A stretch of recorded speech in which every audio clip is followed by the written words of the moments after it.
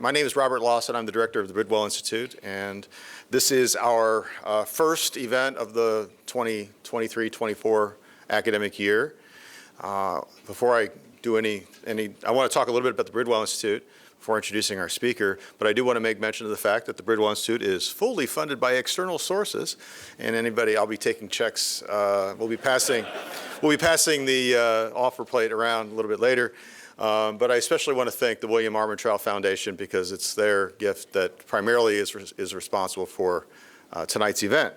My colleague Rick Alm, who's here tonight somewhere, always yells at me for not telling people enough about what the Bridwell Institute is at these events. So bear with me as I give you a little bit of an introduction to the Bridwell Institute. We are primarily a research institute devoted to the study of economic freedom.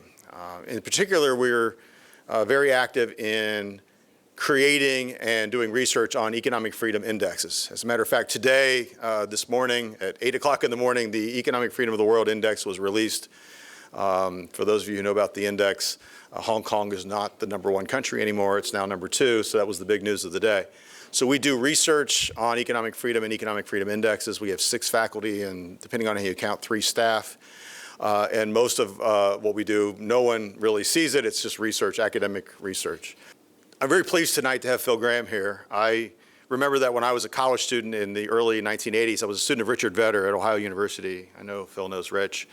And I, along with my 3 colleagues, were assigned the task of having an in-class debate. And the Gramm-Rudman bill was circulating. And we went to Professor Vedder and said, well, we want to have a debate, a 2-on-2 debate. And this side wants to debate whether the flat tax should be 17%, and the other side wants to debate wants to take the position that it should be 19%. And Vedder says, no, that's not going to be a very good debate. But that was the debate we wanted to have. And I was on the 17% side, and I thought the guys that wanted it to be 19% were communists. My favorite Phil Gramm story is that he doesn't remember the first time we met. I was a young assistant professor, and Phil was receiving an award from the Association of Private Enterprise Education. And there was a cocktail party reception, and Phil told this great story about when he was still a professor, before he got corrupted by politics. He was a professor of economics. And as sometimes happens, the state legislature got a little bit mad about teachers in the public universities not teaching enough. So Texas A&M sent Phil up to Austin, and the story that he told, he's a politician now, so maybe he made this up, I don't know. But the story that he says was that the Texas legislator, the senator, said, well, Professor Gramm, how much do you teach? And Phil said, well, I teach 8 hours. And the senator paused and said, well, damn, that's not a bad day's work. I have it under good authority that Professor Gramm did not correct the senator about the facts of the matter. So I'm not going to give an elaborate introduction of Phil. You all know who he is. Professor, senator, should have been president, and he's got a new book about the myth of inequality, and I'm going to let him take it from here. Thank you. All right. Thank you very much. Let's see, let me figure out what to do with this thing. I guess I should begin by thanking you for giving me the opportunity to represent the greatest state and the greatest country in the history of the world.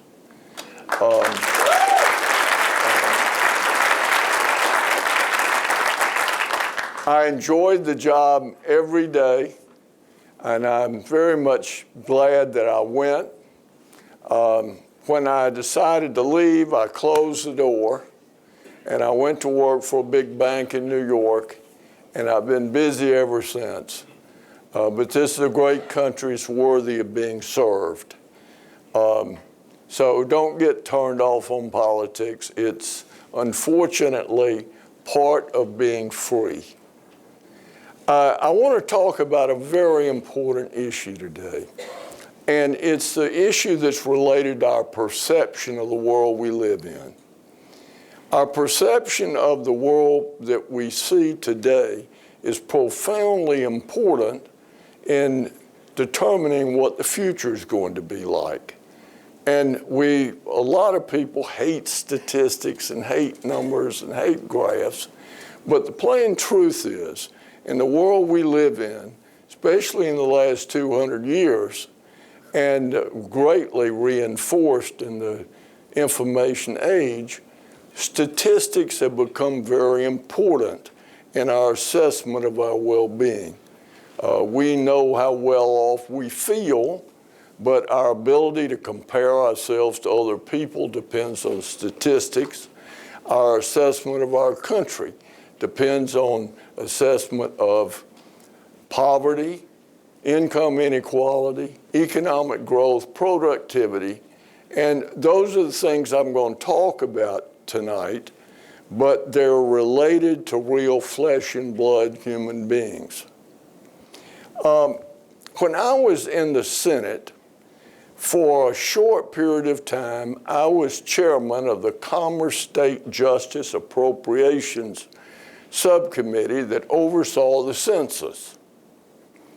And the census puts out the fundamental building block of all American statistics. It's called household income. And while I was overseeing the census and looking at its budget and looking at the things it did, I was also writing the budget for the Reagan administration. And it seemed to me that when I looked at the numbers that related to the money we were spending, and I looked at that being reflected in the income numbers of the country, that something was wrong. And so I talked to my staff about us beginning to look at census measures of income. And then a seat opened on the Finance Committee. I got off the Appropriations Committee, which I hated because I didn't like to spend money. And I let it go.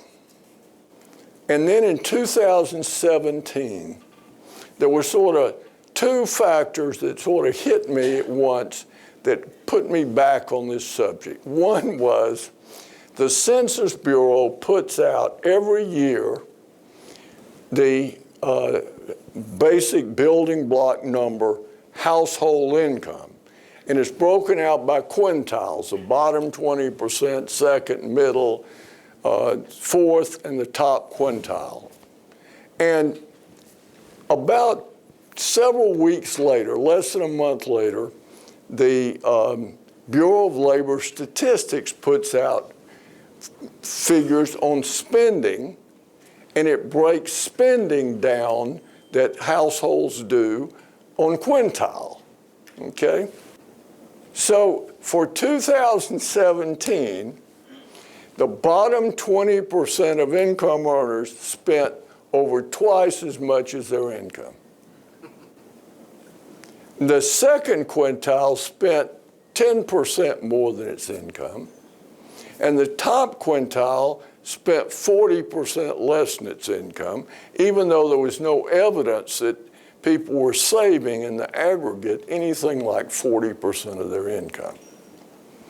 The second factor was when I started looking at these numbers, in the poverty rate, the percentage of the population that we classify as being poor based on a technical number related to diet and basic necessities, from the end of World War II until 1967, fell dramatically. And then the funding level for the war on poverty in 1967 started to ramp up. And for over 50 years, the poverty rate stayed basically the same, between 11%, 16%. Well, when I started putting together numbers, in 1967, if you add up all transfer payments, federal, state, and local, the average bottom quintile household was getting $9,700. By 2017, that number was $45,400. So you ask yourself now, how can it be that you're paying out on average $45,400 for the average household in the bottom 20% of income earners, and yet the poverty rate has not changed in 50 years? So I put together a little team and we started looking at the numbers. And what we found basically is as follows. The Census Bureau does not count 2/3 of all transfer payments as income to the people who receive the transfers. It takes no account of taxes, so earned income tax credits, where you get a check from the Treasury, do not count as income to the household that gets the check. Food stamps, where you get a debit card and you go to the grocery store, you buy groceries with a debit card, the government pays the bill, the food stamps do not count as income.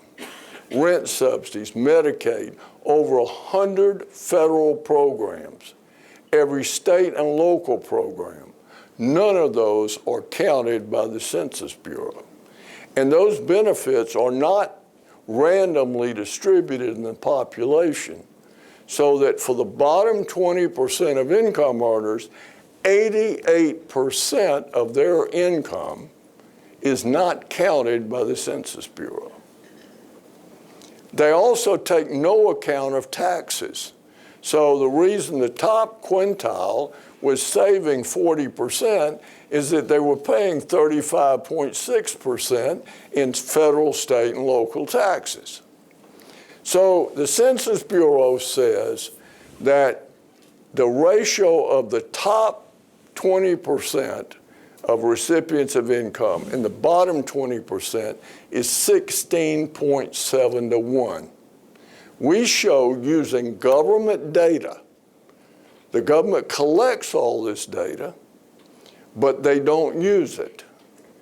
Using government data, we show that the ratio is not 16.7 to 1, but 4 to 1. Now, you can say 4 to 1 is too much, but it's a very, very different argument than 16.7 to 1. Counting all transfer payments as income and taking taxes into account, the poverty rate is not 12.4%, but 2.5%. In terms of long-term changes in income distribution, you've all heard, the Economist magazine says it is a universally accepted fact that income inequality is growing in the United States and in Western countries. Well, we find that if you count all transfer payments and taxes, that income inequality is actually lower today than it was in 1947 by a very small amount, 3%. The census says it's gone up by 27%. So we're having this debate in America about growing inequality. There are literally people, Democrats and Republicans in Congress, who say that it's the number one problem, it's a threat to democracy itself, when in fact income inequality has declined. The income of people in the bottom 20% of earners, because of transfer payments, has grown far more rapidly since 1967 than the income of top earners in America. The quintile that has grown the slowest is middle-income America. One other statistic related to this. Another thing that we discovered, and it was really the first article in the Wall Street Journal that Bob Eklund and I wrote together, one of the authors of the book, is that when you look at the income distribution after transfers and taxes, the bottom 60% of earners in America basically have the same income.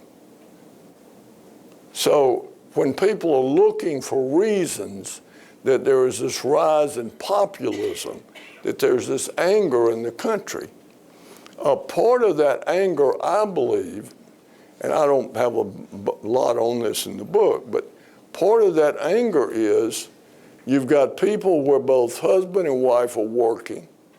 They're barely making ends meet. And right down the street, you got people who aren't breaking a sweat that are basically living on the same level they are. Our transfer payments put, quote, poor people in middle income America. Now, as those transfer payments grew from $9,700 per household to $45,400, you can guess what happened to labor force participation. In 1967, 68% of all able-bodied prime work age persons in the bottom 20% of income of the distribution worked. 68%. Today, that's 36%. So as the level of transfer payments exploded, labor force participation collapsed. And when you aren't in the labor force, you don't benefit from the growth in the economy. And that shows up in all of our statistics. Now, let me turn to some other issues. Do the rich pay their fair share? Up to $24 million of income, the tax system in America is progressive. It rises to roughly 46% as an average tax rate for federal, state, and local taxes, including Social Security and Medicare, which are income-based taxes. At above that level, you've got 160,000 households. Is that right? No, I better not say it. I don't remember. I'm old, I forget. But above that level, you've got 1,600 households. You've got 1,600 households that make most of their income with capital gains, which is taxed at a lower rate, and they give away so much money that their tax rate actually drops into the 30s. That's an average tax rate. Now, you say, well, how is it we got all these studies out there that show that Warren Buffett's not paying any taxes? Well, here's how it happens. Y'all probably saw the article from ProPublica where they stole the tax returns. Well, there's a giant bait and switch. They apparently did steal the tax returns, and they took the amount of taxes paid off the tax return, but they didn't take the amount of income earned off the tax return. They made up an income figure that is based on you selling every asset you own every year and paying the capital gains tax. So guess what? Warren Buffett's got a lot of assets. So if he sold all his assets and that were really his income in that year, and of course you can do that only one time, but he would have had a very low tax rate. And that's basically what the analysis is based on. Piketty and these other economists that have all this stuff about how the tax system in America is not progressive. Well, how is that? The data we show in the book, and we show Piketty's data too, is IRS data. So you go to prison, most people do, if they don't pay their taxes. And so how is his result so different? Well, first of all, it counts no government transfer payments. So the income of the bottom 20% of Americans is understated by 88%. And then for the higher income levels, they do the same bait and switch. Your income is what it would be if you sold your house, You cashed out your retirement. You sold off all your assets. Well, nobody in the world is taxed on that basis. So let me also say that I don't understand the logic of resenting rich people. God rest my sainted mother's soul. There was no envy in her heart. She had become a practical nurse. She worked in the Phoenix mill when I was born, but she became a practical nurse, and she nursed people. She nursed in the hospital the first shift, and now nursed people at home, and she ended up basically working for Jewish people. There were a lot of rich Jews in the town I grew up in, and they loved my mother, and when one of them got sick, they hired her. So she would come home, she'd say, you know the difference between us and rich people? And then she'd answer a question. They work harder than we do, and they got sharper tools. Now, what does she mean by sharper tools? They were educated. And basically, she had no resentment of them. I don't understand. Warren Buffett is rich, but how am I poor because he's richer? And people say, well, you know, he pays himself a low salary. He lives in a modest house. He's never bought a new car. What does he do with it? Who benefits from all that money? It's like, you remember in Christmas Carol where Fred says about his Uncle Scrooge, well, his wealth does him no good because he doesn't spend it. Well, who was it doing good? Britain. It funded the railroads, the factories. It built modern Britain, and it funded the Industrial Revolution. Warren Buffett has done more good by hoarding money and investing it than the government will ever do when it gets 40% of his wealth when he dies and they throw it away, or when he gives it away. He's created, in my opinion, and I think I could prove it if I had the data, that he's created more good investing the money than he ever will create giving it away. Now, other issues. How good is the economy in terms of fairness? Well, it depends. If you get a choice of being born brilliant and beautiful and rich, take it. Okay? But not being brilliant and not being rich and not being beautiful are not disqualifying factors. And so we have a chapter on mobility. And I hope you'll read the book. I've given the royalties away, but I want you to read the book because it's got lots of stuff in it. Knowledge is power. And first of all, what are the chances if you're born and grow up in the bottom quintile that you're going to make more money as an adult in real purchasing power than your parents? 93%. What are the chances that you're going to grow up and your income is going to be enough higher than your parents that you're in a different quintile? If you're in the bottom quintile, 63%. 6 point something, go all the way to the top. Of the people born in the top quintile, over 9% fall all the way to the bottom. And that's comparing these studies, which you'll see in the book, and I didn't understand this when I wrote the book, is that they're comparing young people that were born and grew up in the 1980s with the same people who are now adults, and they're not comparing children to their parents. They're comparing children to other children that have now grown up. But during that period, income doubled. So if you compare people to their parents, as many people in the bottom quintile end up in the top quintile if you define it the way it was when they were children, as stay in the bottom quintile.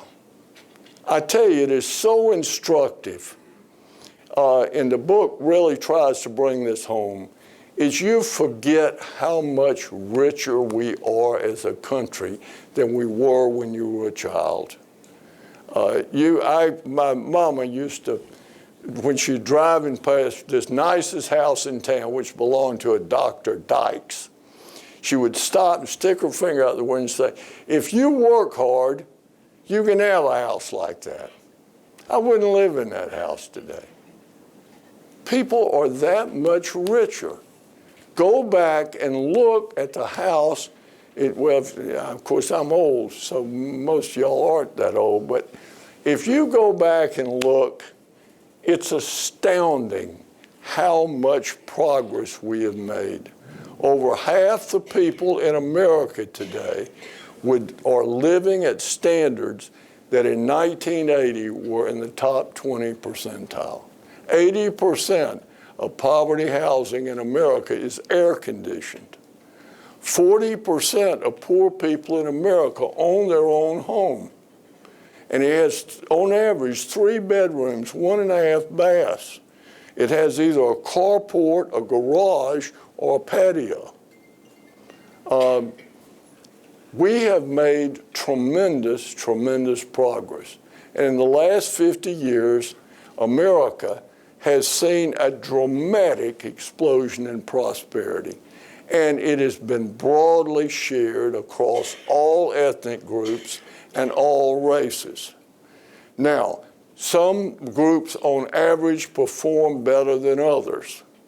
Astonishing thing about this book is looking at Asians. Asians now, on average, earn 40% more than what we call in Texas Anglos. Why is that?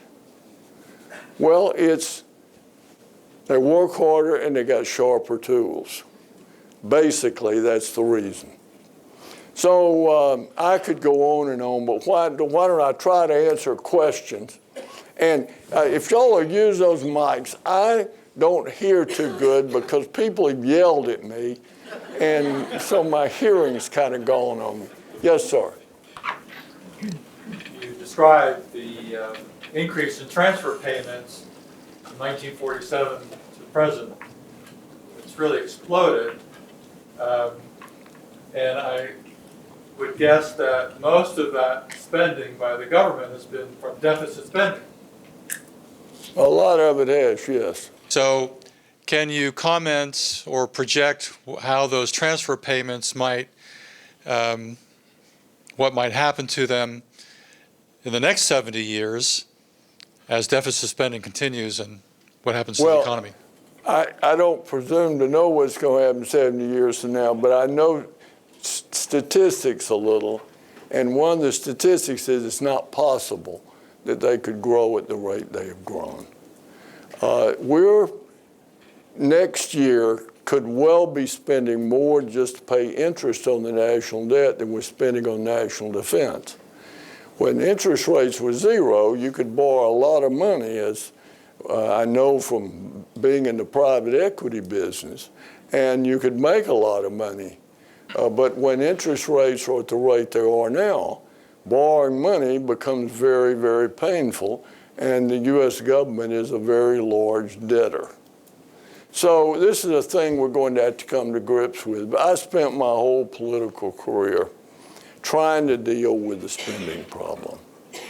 I wanted less government and more freedom. And I think government is too big, too powerful, too expensive. I remember once Tom DeLay, I don't know if you remember him, he was a House leader, and he called me up and said, I want you to get Jeb Hensarling to quit criticizing me. And so I said, well, what's he criticizing you for? He said, spending. I said, well, you know, if you were in his position, you'd be criticizing you too. He said, well, where would you cut? And I said, everywhere. everywhere. There's not a program in American government that does not have waste in it. In my office, we used to struggle because what to do with surpluses, knowing if it went back, it went to somebody else. In the executive, in the legislative branch of government. When you're spending somebody else's money, it's a different ballgame. You talked about the transfer payment, and I think that's kind of triggered a lot of interest. And also looks like that number, the bottom quintile or the bottom 2 quintiles, are been going up and down, or you still have the same population in that quintile, but the income with the transfer looks better than what it is. But what can we do to remove that bottom quintile from receiving the transfer payment, but increasing the regular income, with what you said, with sharper tools? Yeah, now look, I think, first of all, the 2 largest causes of earned income inequality, which is what you earn, or one, do you work? It makes a huge difference because you get in the labor force, you benefit from growth, you acquire skills. And the second thing is education. Not only volume, but what do you know? What is your education in? If you went to college, what did you major in? How much did you learn after you left college? Those are the 2 main determinants of income inequality. And obviously, there are a lot of other factors. If I could do anything if somebody said to me, I give you 2 things you could do that would go further toward eliminating earned income inequality than anything else, one would be a mandatory work requirement for able-bodied people. When you're providing now with the pandemic over $50,000 a year in transfer payments, if you don't have a work requirement, you're going to have people not work. And the amazing thing is not that the number has fallen from 68 to 36, but that 36% of the people work. Because they're not, if they don't have skills, they're not really being rewarded for it. And so I would have a mandatory work requirement, number 1. And number 2, I would do something dramatic to the schools. And it would start with school choice. Now, there may be better things than school choice, but it's the only thing where the hard numbers show that it has a big impact. And I personally believe, maybe based on my own experience, that there's extraordinary ability in ordinary people. There's a lot of talent in the South Oak Cliff school system that is never discovered. And I think we would start discovering it with school choice. So as you know, we're going to have a big vote in the legislature. And I tell legislators, forget my property taxes. Hell, I'm going to pay property taxes. And a lot of them, school choice will change the world, or our world. So to follow up on that one, do you think that we should bring back draft and then put everybody into school? Now, look, the problem with the draft is you're putting people under the control of government now for 2 years, and I'm not sure I want this government indoctrinating the whole, at least male population and maybe the female population for 2 years. I mean, you look at all this woke sensitivity in the military. So no, I'm certainly not for the draft. Yeah. So I'm in an embarrassing position of not having read the book yet, but I want to ask about some demographic issues beyond the tax and transfers. So there's one big demographic change in the last, say, 40, 50 years is the massive growth in two-income earner families. Most of these inequality data are computed at the household level. And in 1965, there were very few two-income earner families. It was mostly husband-wife. And after kids, at least, the wife typically didn't work. But now we have large numbers of two-income earner families. Simultaneously, though, we have large numbers of mostly single mother-headed households. And those households have only tenuous labor market participation. So we've had sort of a spreading out of the nature of the household. And that's question number one, is like, could you reflect on how that's playing into the inequality story? And another one is the baby boomers. You know, there's a life cycle of earnings. When you're 20 years old, you make this. When you're 40 years old, you make 45, you peak, and then you sort of taper off. Well, we had this huge bulge of baby boomers, and the inequality problem, most of which I agree is an artifact of the data, but the inequality problem that erupted in the 80s and 90s was precisely when the baby boomers hit that sort of big part of their earnings now. So what's going to happen now the next 20 years is baby boomers are retiring. So I'm asking you to reflect on the demographic relationship with inequality. I'm going to have a hard time remembering both questions. So Okay. Let me do the easy one first. It would be very helpful if we could incentivize more baby boomers to continue to work.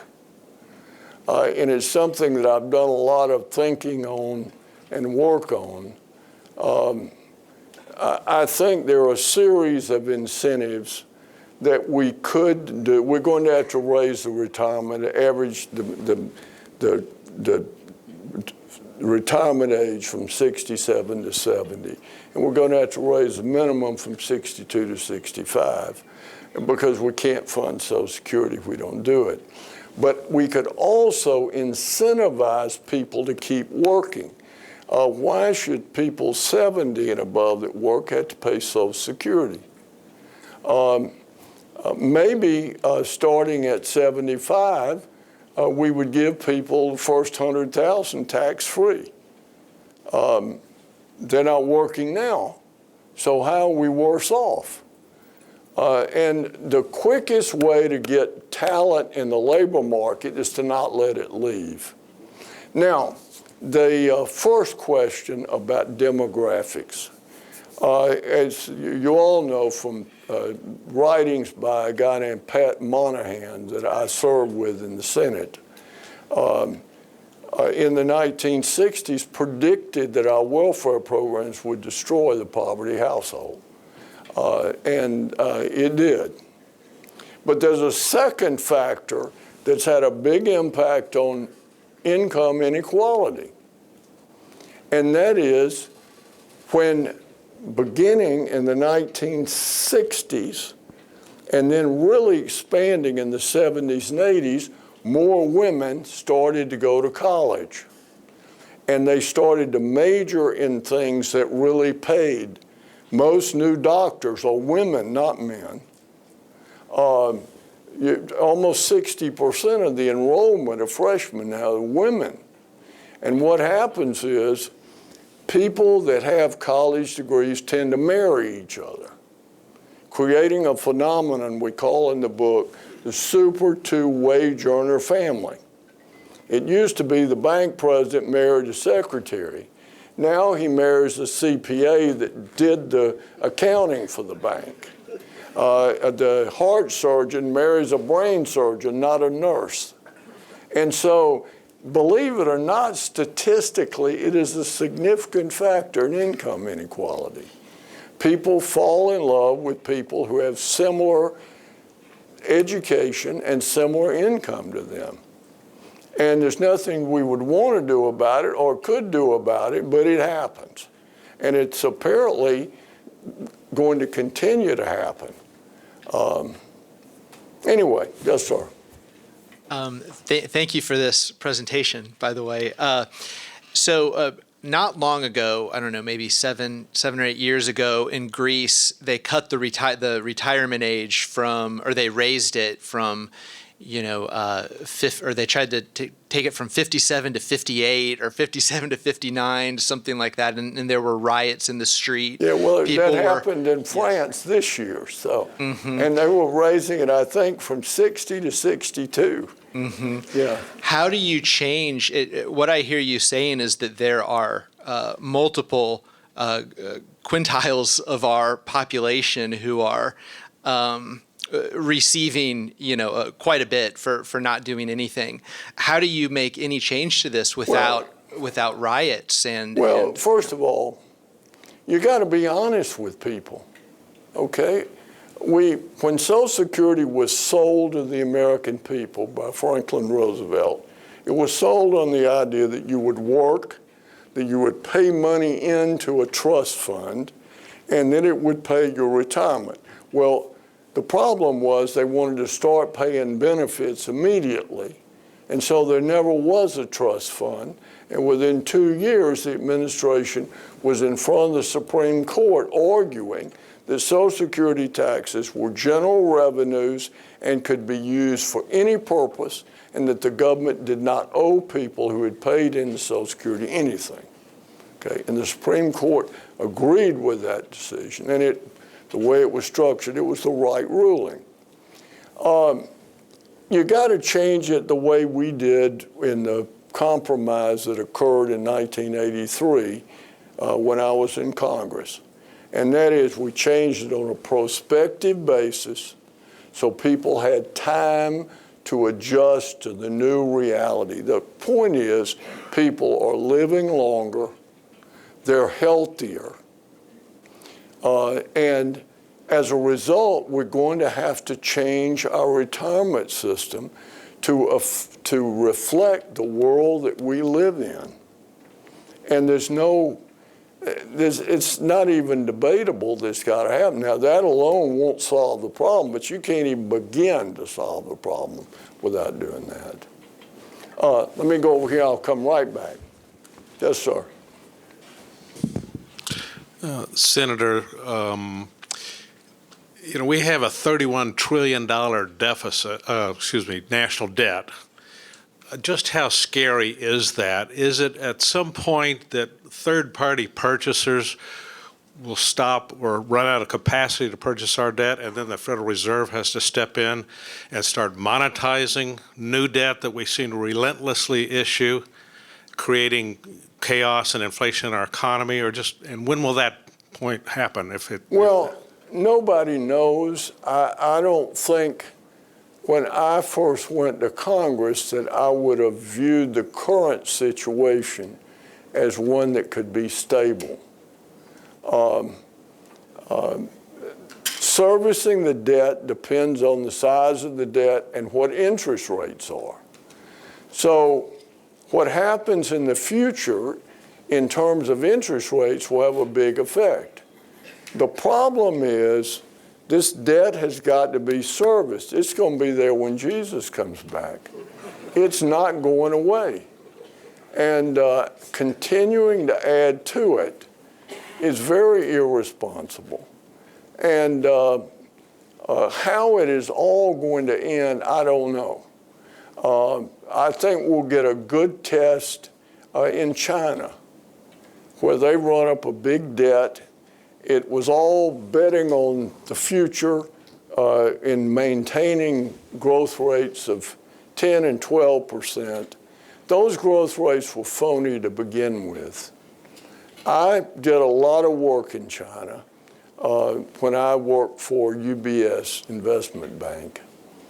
And I thought I knew China, but when I took my 9-year-old granddaughter to China, and we went down the Li River on a raft, and we petted pandas in the forest, I got to see the real China. And the real China is you come to a T in the road, there's a great big glass building you can see through. And you say, well, why is that there? Well, it's there because the local municipalities got a lot of political power. They pressured one of the banks to lend the money on the thesis, if you build it, they will come. And they didn't come. You've got apartment buildings, duplexes, condos all over China that are 2/3 finished. So a lot of that growth was phony to begin with. And now you've got a head of state who is crushing the market system. So the sustainability of their debt is going to be an early test, in my opinion, of what is going to happen. Having said that, nobody's ever made money by selling America short. So these things can be dealt with. The question is, will they be? And Congress will never do something hard as long as there's an alternative, but when you're going to catch hell, no matter what you do, then normally people will do the right thing. I hope that's true. Yes, ma'am. Yes, so actually I work with census data regularly. I'm a public librarian, so I help people find those records all the time.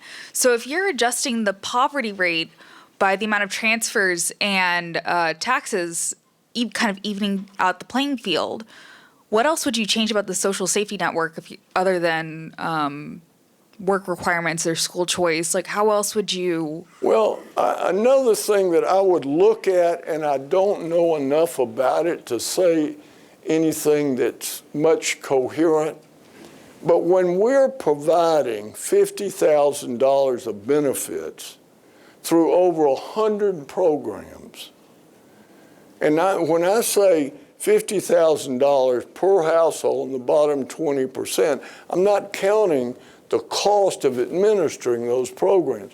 That's what they're getting. I wonder if we ought to try to find a way to just get rid of all those programs and just, if we're going to help people, help them, and eliminate all those programs and all the bureaucrats that are administering the programs. So maybe we need to begin to look at reforming welfare in terms of saying, how much are we going to say that if you live in America, this is the minimum you're going to have, and here it is. I don't need 14 or however many bureaucrats it is. Here's the check. So I think that needs to be looked at. I wouldn't be ready to do it today because I don't know enough about it, hadn't thought about it, nobody else has, really. But you've got to, when I look at this massive program, over 100 federal programs aimed at helping poor people that spend over $100 million a year at a minimum, you got to say to yourself, my God, how many? We have something like 16 training programs. And we create more programs. So I think that's something else I would look at. So follow up, are you a proponent of UBI? Am I what? A proponent of UBI, Universal Basic Income? I don't know what that is, but I'm a proponent of, if you're going to give people $50,000, don't pay a lot of people to give it to them. Just give it to them. Now, whether we should give it to them or not, it's debatable. But the way we're doing this, no for-profit business would ever organize itself the way the government does. And it sounds cynical, and I wouldn't say it if I weren't totally convinced that it's true. Government is run to benefit government. The schools are run to benefit the people that run the schools. The transit system is run to benefit the people that run the transit system. We long ago have stopped running things in government to benefit people that pay for the government. And you just see it everywhere, across the board. Thank you. Thank you. Hi. One of the chapters in your book is about inflation. And I think the real main point, if I could summarize it, is that some of the inflation indexes, like the CPI, overstates inflation. And that actually makes the poverty measures even worse than what they would be. and a number of related things. But I also know that you have a real concern about inflation, because obviously you're not saying that inflation's not a problem. And I was just wondering if you could put it a little bit in context, because yeah, clearly it's overstated, but it doesn't mean we don't have an inflation problem. And just one other kind of thing that I think about, in 1946, there was the Full Employment Act.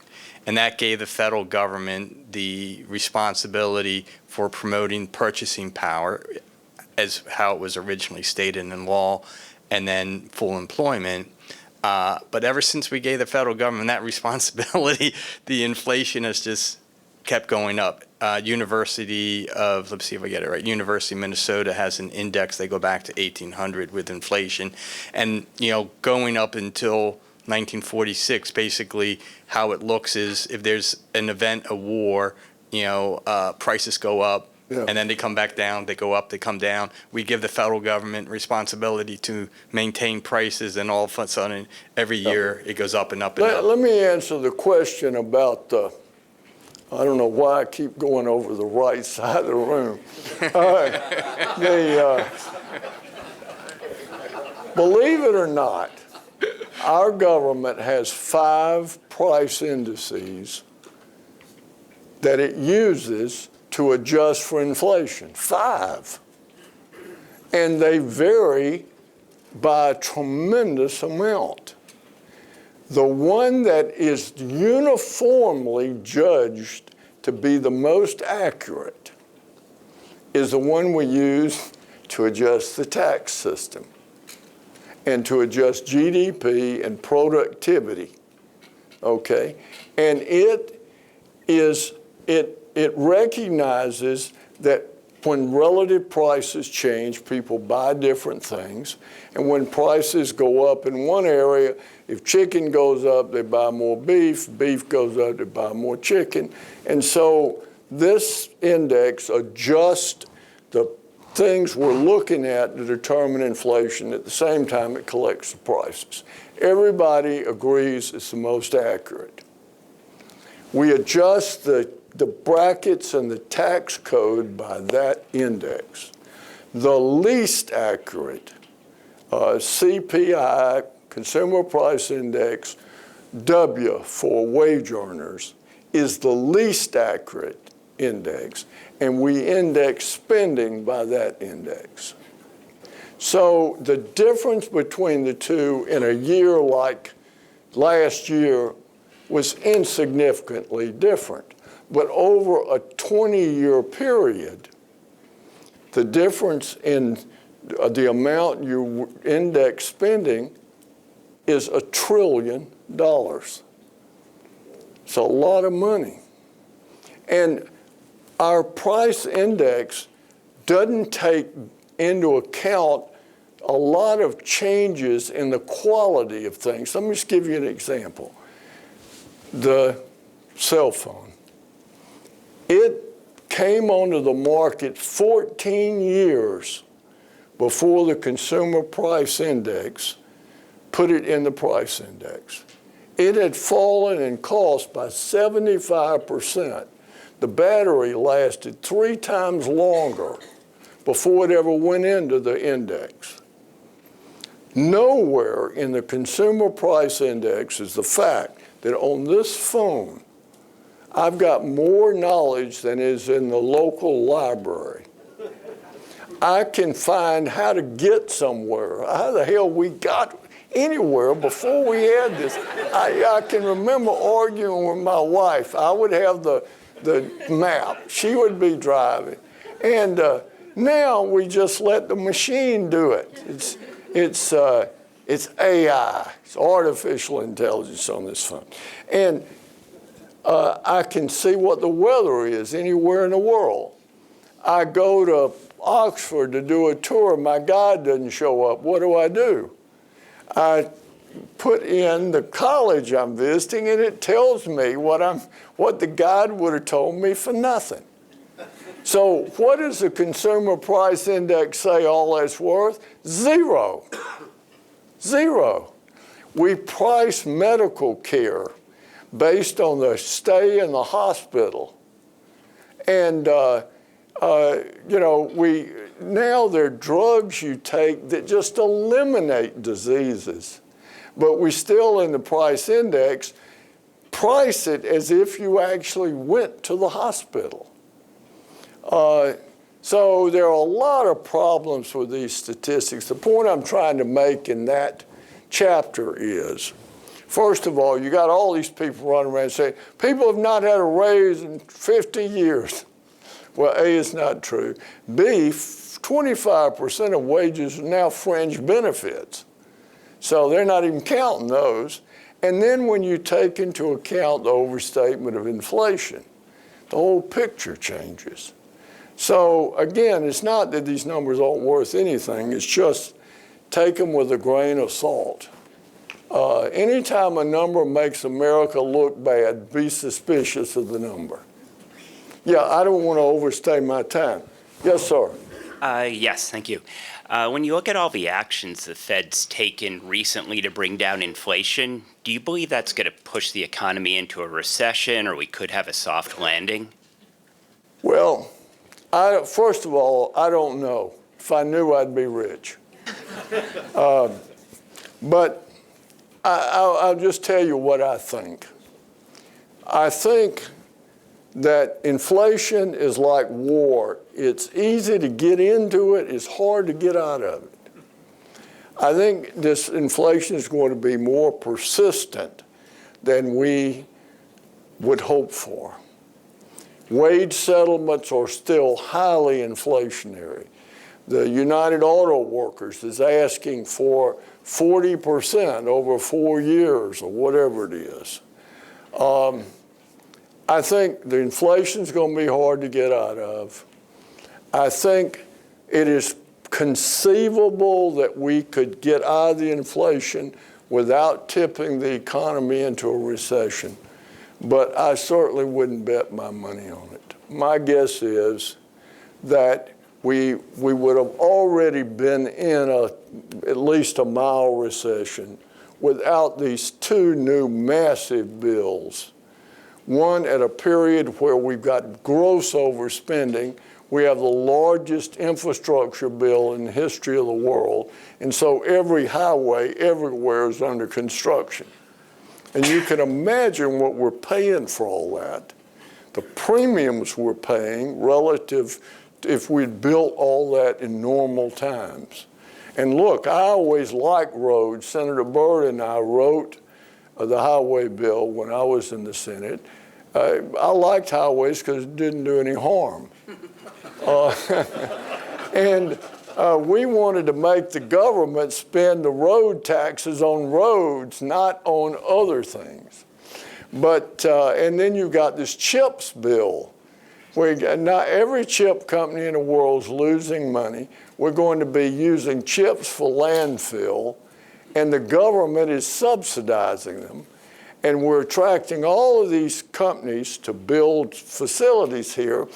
And the guy who runs the largest company in the world in Taiwan says, with the government subsidies, we'll be able to produce chips in Arizona that will only be 50% more than we can produce the chip for in Taiwan. So now are we then going to protect the chip manufacturer from competition for Taiwan? And then all of our cars and appliances will have these chips that are higher than the chips and the people that are making cars and appliances other places. Anyway, I'm preaching now, but those two bills have held the economy up. My guess is we'll have a mild recession next year. I hope it's mild, and I think it will be.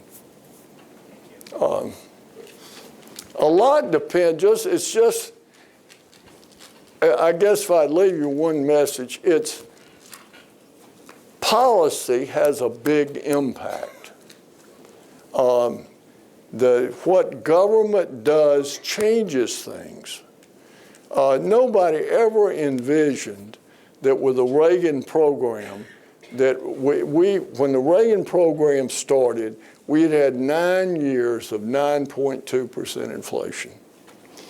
I thought that we would probably spend the next 4 or 5 years beating that down. Within 3 years, we had broken the back of inflation. And it didn't come back for 40 years. 40 years. And we started a 25-year period where the basic policy dominated the country and we had strong economic growth. So good policy makes a difference. Unfortunately, bad policy makes a difference. But again, our economy is so strong.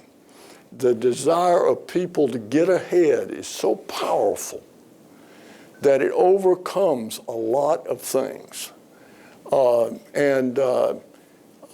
We're still far and away the most efficient country in the world and could be so much more efficient. I remember President Reagan used to tell me in the old days while we were waiting around for things, and we were talking about all the progress we'd made and brag and all this stuff.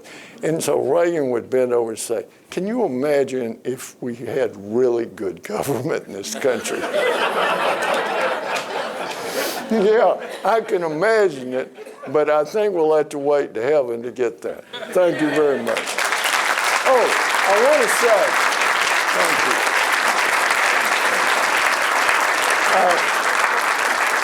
I want to say that Tucker Bridwell, whose institute this is an old and dear friend of mine. I would say he started out as my driver. But then he made a lot of money, and he decided to invest it back in education. And we really appreciate you doing this center. Thank you so much.